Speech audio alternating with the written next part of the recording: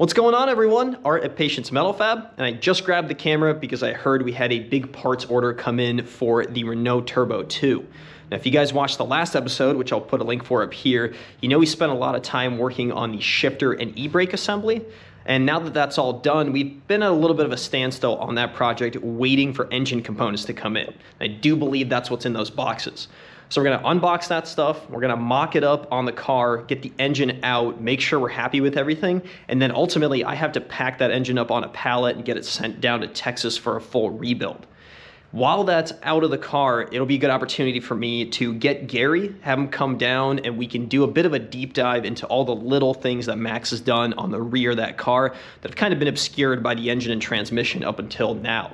So we're going to talk about that, and then we're going to set up the next episode, which I'm not going to spoil quite yet, but there's some really exciting stuff that we're gearing up for. So let's get out there, see what we got in these packages, go from there.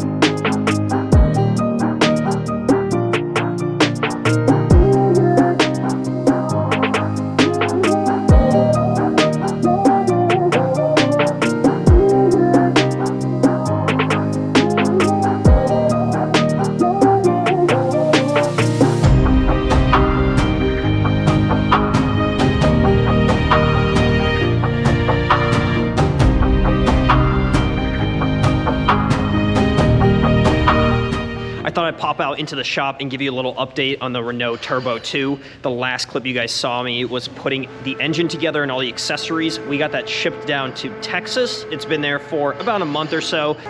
Motor and training went down to Engineered Performance. Mitchell down there is known for doing some stuff that's a little out of the box. He's got the capabilities of doing some machine work and doing some engine work that a lot of other guys won't do.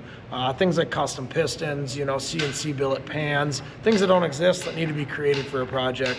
It's exciting that the engine is going to get that level of attention, but we need to forget about it for at least a few months. It's going to take a while before it gets shipped back to us.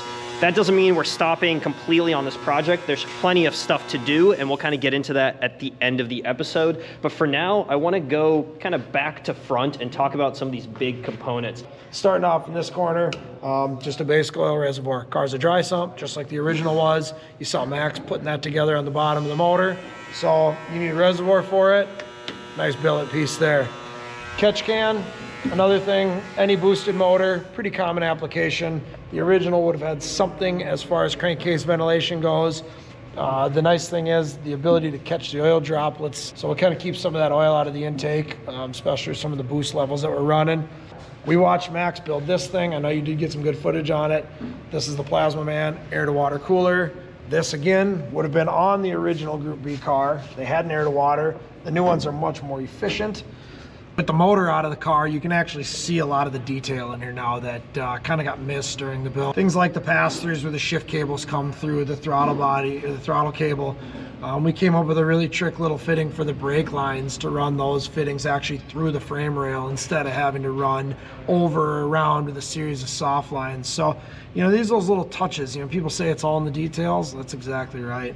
You see some hard lines up here that tie back into soft lines. We have a lot of people ask us, why do you make, you know, a 2.5 foot section of hard line and then soft lines come to either side? Our benefit to them is all those hard lines that you see are there because it's an area that with the motor in is either very hard to get a soft line to contour around because AN lines are stiff and you can't make real tight radius bends with them, or just an area that if you had to replace that line, trying to pull it back out is nearly impossible.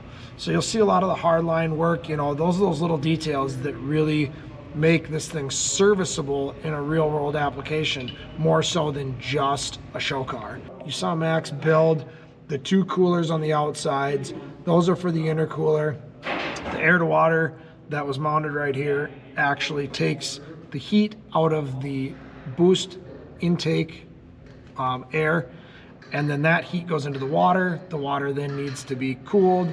That's where the heat exchangers are on the outside. So a lot of additional cooling going on in here. The pump back here actually is for these only. That has nothing to do with engine coolant. So that flows the coolant between the heat exchangers and the actual air to water intercooler that sits back here. A lot of these lines have to do with that. The 2 lines that you saw that run under the car, the aluminum hard lines, that's engine coolant. That actually runs forward. We keep the system completely divorced because we can control heat independently on both systems a lot better that way. Other end of the aluminum lines, you see them kind of peeking out there. Our front end's starting to get a little more crowded than it has been. We have the larger pump up here to run the engine coolant. Cycles through a radiator, comes up into a swirl pot. These are real nice for where the engine and the radiator are separate. Helps self-bleed the thing. Just kind of a real slick system that we've started putting in a lot of our vehicles. I know we touched earlier on the Tilton box down below. One thing we didn't touch on is the reservoir. It's kind of out in the middle, sort of looks almost silly where it is, but again, serviceability. If the car is going to be tracked, we want to be able to work on it easy, have everything be accessible. One really nice thing we did with this, if you need to service anything down line from this, obviously you're going to wind up with gravity pumping all the fluid down if you got to break something in the system. So what we actually put on the firewall are the nice dry brake fittings. If you need to, you can pull all 3 dry brakes, take the reservoir out of here. You don't have to worry about making a mess. Really, the last thing that needs to go in here is a battery box and battery, and then eventually we're going to be doing a full custom wiring harness and PDM for this, but that's yet to come. It's probably going to go off to paint and body before any of that while the engine is away. So there's going to be a point in time when this comes back from paint and body, the engine comes in, we'll have the wiring harness all done, and running, driving this spring, summer, maybe? I hope so. The other big thing that I mentioned at the beginning of the video is we have a really special episode coming up after this one. Yeah, you notice these chicken pox that keep popping up all over this car and some of our other projects. Anytime we scanned anything, that's the tell. We did scan the dash, we scanned the OEM dash, we got the information on the cage, so what that's going to allow us to do is we're actually going to design a carbon Kevlar dashboard for this car, and then we'll do a 3D printed pod that replicates the original pod with the Jaeger gauges in it. I'm definitely excited to start filming on that piece. Hopefully you guys are just as excited to see it. If you are, please like this video, subscribe to the page, and stay tuned for that episode.